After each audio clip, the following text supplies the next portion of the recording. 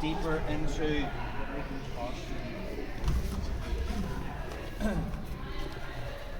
when anyone was drilling the drill, anyone getting weak grip just from the constant pulling, these are all monsters, gym rats. Alright?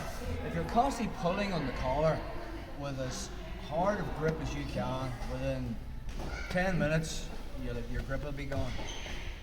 Use your wanking hand. So from here, watch my grip. I don't use the thumb. Alright? If I grab Charles' lapel and grip it as hard as I can, posture drill, I'm having to use a lot of grip strength. Okay?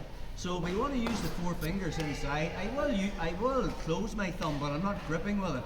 And it's quite easy to keep a grip just with posture again, bro. Just, I'm not gripping. Just my 4 fingers are in this position here. Another thing I spotted from collar and sleeve, everybody's really playing it with a straight arm. When I break someone's posture, I want this arm engaged. What does that mean? There's a slight bend in it. It's never really here. And if it is here, probably Car can even reach up with his other hand and make it a grip. Yep. It's a grip. So it's constantly engaged the whole time. It's the same analogy as when we talk closed guard. Closed guard just doesn't mean I've wrapped my legs around his back and I'm holding him there.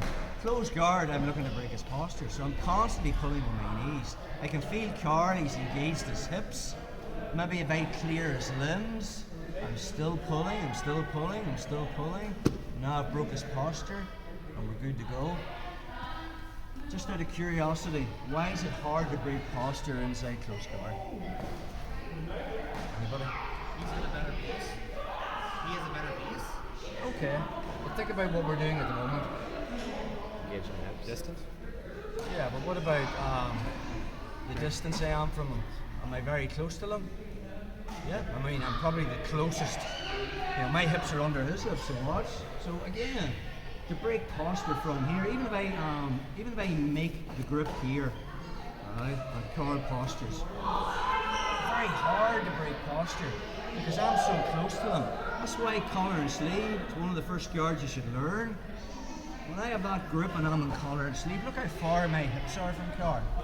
Right? And if I have that wedge posture now, bro, it's just not happening. I'm so much further back, I can break his posture all day. But notice the way when I played close guard, when we've done the Danaher's mesocycle, my legs are constantly pulling. I'm never in close guard and my legs are just hanging like this. It's constantly pulling. And you want to be doing the same from collar and sleeve with that grip. This grip should be constantly engaged the whole time. Not to the point you're going to continually break your grip. When I was watching a lot of you guys, you were playing it and this arm's straight. 9 times out of 10, this arm will be bent. The only time it would be straight is, let's just say, I couldn't play foot on the hip, and I went to the De La Hiva hook, but I couldn't get the good De La Hiva hook and charge driving. I'll use a stiff arm there to keep him back. So that makes sense. And then I can start off balancing him. But anytime he's driving into me, yes, I can stiff arm him from here. But if I feel him posturing, that arm's engaged again. And you'll know when you have it because there's a constant bend in your arm. It should be constantly monitoring that position. Like I said, this leg initially will be a shallow lasso until I can get the grip, and then it'll be in the hip, ideally. But if I couldn't get the hip, we will be looking at the De La Hiva from that position as well. So keep your arm engaged. That's the first thing we're thinking about. We're going to redo the drill again, just with these concepts. So again, if Kara's postured, we couldn't make that grip.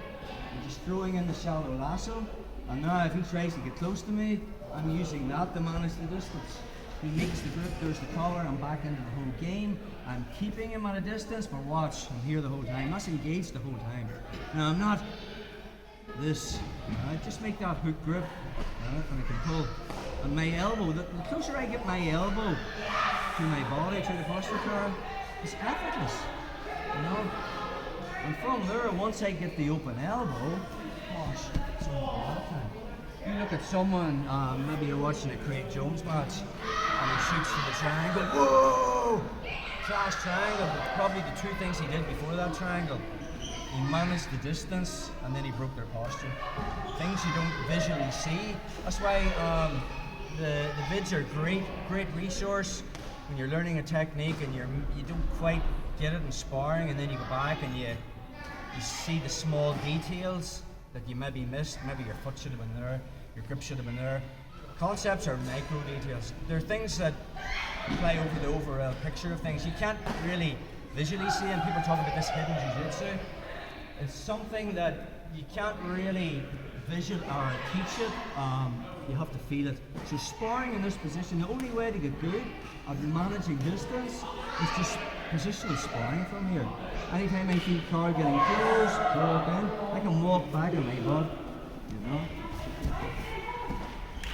If he's driving into me, I'm going to use that momentum. Does that make sense? So now we're adding in that detail of the grip. So we talked about breaking posture. I can use the shallow lasso, I can use the foot on the hip, and I can use the Galahina. All that creates distance. And we've been playing the game so far with Carl's right leg forward. Okay? But the minute Carl switches to left leg, the game changes. Now I don't want to be, oh shit, because that, you know, if you switch grips, you're going to be, it's going to be crazy. I want to have my same grips. Now we will be addressing all this, but how do I manage distance if he switches to here? Yes, I was there initially. This can be difficult, especially if he gets inside. So I'm just turning that into an issue. That makes sense. Alright. So I went from here, sorry, go to right, bro, right. And then he immediately swung inside and then switched to left.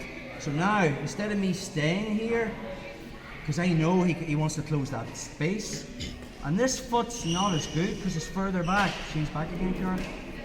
See the way I can really push him back because that's the lead hip. But if he switches stances and steps back, I can't push to the point my leg is straight.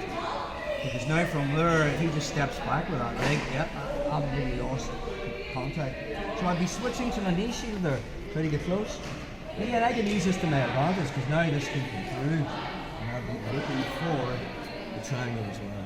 Okay? So just same drill again, only now we're focusing on just that grip, not tanking our arms, but constantly keeping a bend in, if that makes sense. Okay?